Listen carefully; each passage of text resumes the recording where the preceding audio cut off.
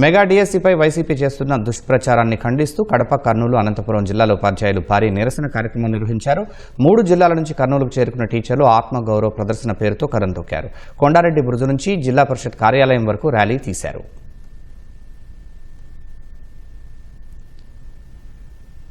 Mega DSC 2025పై YCP చేస్తున్న తప్పుడు ఆరోపణలపై ఉపాధ్యాయులు భగ్గుమన్నారు. కడప, కర్నూలు, అనంతపురం జిల్లాల నుంచి కర్నూలుకు భారీగా తరలివచ్చిన టీచర్లు కొండారెడ్డి బురుజు వద్ద వైసీపీకి వ్యతిరేకంగా నినాదాలు చేశారు. కొండారెడ్డి బురుజు ఎక్కి తమ నియామకాలపై చేస్తున్న దుష్ప్రచారాన్ని ఖండించారు. వాస్తవాలు వివరించిన పదే వైసీపీ తప్పుడు ఆరోపణలు చేస్తుందని ఆవేదన వ్యక్తం చేశారు. ఉపాధ్యాయ నియామకాలపై కుట్రలు తగవంటూ ప్లకార్డులు ప్రదర్శించారు. టీచర్లపై రాజకీయాలు తగవంటూ హితో పలికారు. మెగా డిఎస్సి నియామకాలపై కుట్రలు చేసిన వారికి తగిన గుణపాఠం చెబుతామని నినదించారు.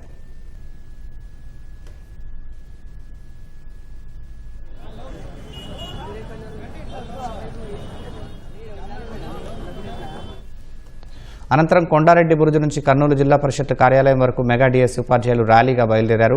ఒక్కసారిగా టీచర్లంతా రోడ్డుపైకి రావడంతో రహదారులకు కిక్కిరిశాయి. టీచర్లుగా పాఠాలు చెప్పడమే కాదు, తమపై కుట్రలు చేస్తే గుణపాఠం కూడా చెబుతామంటూ నినదించారు.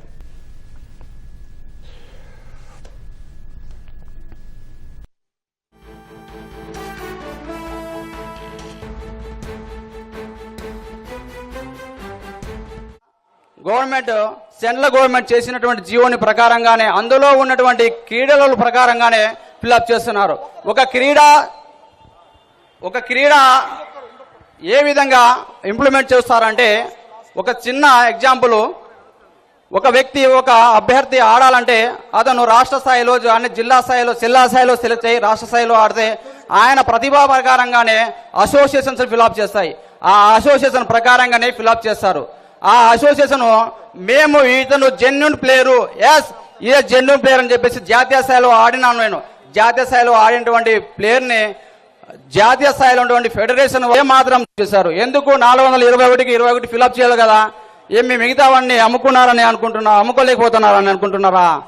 అవి వారి యొక్క ప్రతిభని ఆధారంగానే, వారి యొక్క ప్రతిభని చూసిన ఆధారంగానే వాళ్ళు ఏ స్థాయిలో అన్నటువంటి ప్రతిదీ కూడా ఇన్ఫర్మేషన్ తీసుకొని మా పట్టాలు తీసుకొని మమ్మల్ని ఈ ఉద్యోగంలో ఫిల్అప్ చేయడం జరిగింది. ఉపాధ్యాయుల ఐక్యత, ఉపాధ్యాయుల ఐక్యత. ఈ అవకాశం ఇచ్చినటువంటి పశ్చిమ రాయలసీమ ఉపాధ్యాయులందరి తరఫున ధన్యవాదాలు చెప్పుకుంటున్నాం. రమేష్ సార్ గారిని మాట్లాడవలసిందిగా కోరుతా ఉన్నాం. ధన్యవాదం సార్. ఇక్కడికి విచ్చేసినటువంటి మెగా డిఎస్సి 2025 ఉపాధ్యాయులందరికీ నమస్కారాలు. మీ అందరికీ చాలా దూరం నుంచి ప్రయాణం చేసి ఇచ్చారు. ధన్యవాదాలు సార్, ధన్యవాదాలు మేడం మీ అందరికీ. మరి ఈ ఆత్మగౌరవ ర్యాలీ కొండారెడ్డి బురుజు నుంచి జిల్లా పరిషత్ వరకు ఆత్మగౌరవ ర్యాలీ చేయడానికి గల ప్రధాన కారణం ఏమిటంటే, ప్రజలకు కూడా తెలియాలి మళ్ళొకసారి. ఎందుకంటే తప్పు చేయకపోయినా కూడా దాన్ని తప్పు అంటే దాన్ని మనం ఖండించకపోతే అది తప్పే అవుతుంది. సో కాబట్టి మేమేం చెప్పదలుచుకున్నాం, ప్రజలందరికీ కూడా, రాష్ట్ర ప్రజలందరూ కూడా ఏం చెప్పదలుచుకున్నాం ఈ ర్యాలీ ద్వారా అంటే, మేము ఎక్కడా కూడా తప్పు చేయలేదు, చెయ్యము. We are so genuine. చాలా కష్టపడి మా కుర్చీలు సాక్ష్యాలు మేము ఎంత కష్టపడ్డామన్నది. సో మేము ఇంకో డబ్బులు ఇచ్చి జాబులు వచ్చినాయి సార్, మాకు అంత స్థాయి లేదు సార్, మేము చాలా చిన్న జీవితాలు మావి, ఏదో పల్లెటూర్ల నుంచి.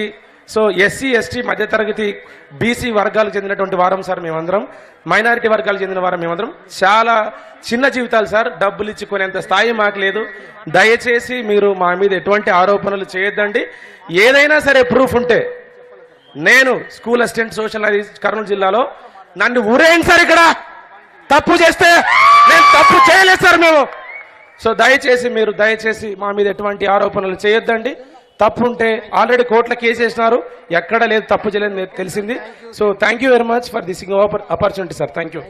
అక్రమ్ బాషా గారిని మాట్లాడవలసిందిగా కోరుతా ఉన్నాం సార్. ఇక్కడ విచ్చేసినటువంటి ఉపాధ్యాయులందరికీ నా యొక్క నమస్కారాలు సార్. నా పేరు ఎంఎస్ అక్రమ్ బాషా, అనంతపురం జిల్లాలో హెచ్జిటిగా వర్క్ చేస్తున్నాను సార్. నేను స్పోర్ట్స్ కోటాలో సెలెక్ట్ అయ్యాను సార్.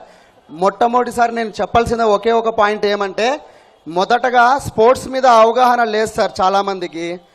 తప్పు అక్కడ జరుగుతోంది. స్పోర్ట్స్ వాళ్ళు మీరు టెట్టు రాయలేదంట కదా, డిఎస్సి మీరు రాయాల్సిన అవసరం లేదు కదా, ఇలాంటివన్నీ మాట్లాడుతున్నారు సార్. బేసిక్గా రిమైనింగ్ వాళ్ళకి ఏమైతే క్వాలిఫికేషన్స్ ఉండాలో ఆ క్వాలిఫికేషన్స్ అన్నీ కూడా స్పోర్ట్స్ వాళ్ళకు ఉండాలి, టెట్ క్వాలిఫై ఉండాలి. ఇంతకు ముందు రూల్ ఏం చెప్పిందంటే జస్ట్ ఒకటే, మీరు జస్ట్ స్పోర్ట్స్ వాళ్ళు ఎగ్జామ్ అటెంప్ట్ చేయండి అంటుండే. ఇప్పుడేమన్నారంటే ఈసారి స్పోర్ట్స్ని 2% ఉండే రిజర్వేషన్ని 3% చేసి ఆ 3వ పోస్టుని మహిళకి కేటాయించి ఎగ్జామ్ కూడా మీరు రాయాల్సిన అవసరం లేదు. ఒకవేళ మీరు హెచ్జిటి అయితే కన్నా టీటీసీ ఉండి టెట్ క్వాలిఫై ఉండి ఎగ్జామ్ డిఎస్సి ఎగ్జామ్ రాస్తే రాయండి, లేకపోతే లేదన్నారు. అంతే మార్పు జరిగింది. ఇంతకు ముందుకి ఇప్పుడుకి తేడా ఏముందంటే డిఎస్సి రాస్తే రాయండి, లేదే లేదు అన్నారు. కానీ డిఎస్సి స్పోర్ట్స్ వాళ్ళని తక్కువ చేసి చూడడము ఇలాంటివి ఎన్నో రకాలుగా మాట్లాడడం జరుగుతోంది సార్. ఈ అవగాహనని అందరూ ముఖ్యంగా టీచర్లకు అందరికీ తెలియాలి. టీచర్లకే తెలియకపోతే రిమైనింగ్ మా స్కూల్లోనే నన్ను అడిగారు, నువ్వు స్పోర్ట్స్ వాడంట కదా, నీకు టెట్ లేదంట కదా అని. మేడం నాకు ఇన్ని మార్కులు వచ్చాయి టెట్లో, నాకు మంచి స్కోర్ ఉంది మేడం అంటే అప్పటి వరకు వాళ్ళకే తెలియదు. మీకే అవగాహన లేకుంటే మీరు వేరే వాళ్ళకి ఎలా చెప్తారు? టెట్ క్వాలిఫికేషన్ లేనిది ఒకే ఒక్కరికి, పీడీ పోస్టులలో స్పోర్ట్స్ కోటాలో ఉన్న వాళ్ళకి. వాళ్ళు దేశం తరపున ఆడారు కాబట్టి మీరు 5 సంవత్సరాల్లో మీ యొక్క క్వాలిఫికేషన్ ని నిరూపించుకోమని చెప్పి ఈ ప్రభుత్వము స్పోర్ట్స్ వాళ్ళని గౌరవించింది. ఏ కేటగిరీలో? ఓన్లీ పీడీ ఫిజికల్ డైరెక్టర్, దాంట్లో ఉన్నటువంటి స్పోర్ట్స్. మరి ఎస్సీ ఎస్టీ బీసీ వికలాంగులు ఇంకా వేరే కేటగిరీ వాళ్ళందరికీ అన్ని క్వాలిఫికేషన్స్ ఉండాలి. ఒక 100 పోస్టులో 3 పోస్టులకి మాత్రమే మీ క్వాలిఫికేషన్స్ ని మీరు నిరూపించుకోమని చెప్పారు. అంతే తప్ప మిగతా వాళ్ళందరికీ స్పోర్ట్స్ అంటేనే 400 మంది ఉన్నారు, వాళ్ళకి డిగ్రీ అవసరం లేదు, టీటీసీ అవసరం లేదు, బీఈడీ అవసరం లేదు, మరియు ఇంకా ఏవి అవసరం లేదన్నట్టుగా ప్రవర్తిస్తున్నారు. ఈ అవగాహన తెచ్చుకోవాలి సార్. ఈ మిగతా వాళ్ళందరూ ఈ అవకాశం ఇచ్చినందుకు నాకు ధన్యవాదాలు తెలుపుకుంటున్నాను. Thank you sir, thank you so much. ఉపాధ్యాయుల ఐక్యత, అందరూ గట్టిగా అరవాలి. ఉపాధ్యాయుల ఐక్యత. ఇవాళ కర్నూలు నడిబొడ్డున కొండారెడ్డి బుర్జు దగ్గర ఇవాళ మనం పెద్ద ఎత్తున ఉపాధ్యాయులందరూ తరలివచ్చి కార్యక్రమం చేశారు. ఈ కార్యక్రమానికి కడప, అనంతపురం, కర్నూలు జిల్లాల నుంచి వచ్చినటువంటి ప్రతి ఉపాధ్యాయుని ఉపాధ్యాయులకు అందరికీ కూడా ధన్యవాదాలు తెలియజేసుకుంటున్నాం. మీరు కష్టార్జితంతో తెచ్చుకున్న ఉద్యోగాలు కాబట్టి మీ కష్టం ఎక్కడికి వృధా పోదు. ఎవరు వచ్చినా జగన్మోహన్ రెడ్డి లాంటి వాళ్ళు 10 మంది దిగి వచ్చినా ఈ రిక్రూట్మెంట్ ఎవ్వరు ఏమీ చేసుకోలేరు. అంత పకడ్బందీగా నారా లోకేష్ గారు నిర్వహించాలని చెప్పేసి నేను తెలియజేసుకుంటూ ఈ కార్యక్రమానికి వచ్చి విజయవంతం చేసిన ప్రతి ఒక్కరికి ధన్యవాదాలు తెలియజేసుకుంటూ, మనకు పక్కనే భోజనాలు ఏర్పాటు చేశారు కాబట్టి ప్రతి ఒక్కరు కూడా ఉపాధ్యాయులు భోజనాలు చేసి వెళ్ళాలి. ఇంకొక విషయం, మనం మహాత్మా గాంధీ గారు ఉన్నారు ఇక్కడ, మహాత్మా గాంధీ గారికి ఒక వినతి పత్రం ఇద్దాం.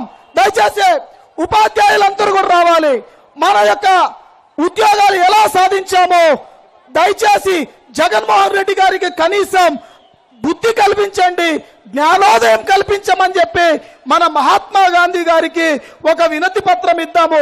మీరందరూ కూడా ఉపాధ్యాయులందరూ కూడా పైకి వచ్చి మన మహాత్మా గాంధీకి మీరు వినతి పత్రం ఇవ్వవలసిందిగా కోరుతూ, విచ్చేసి వెంటనే భోజనాలు ఉన్నాయి, అందరూ భోజనం చేయవలసిందిగా కోరుతున్నాను. Thank you so much.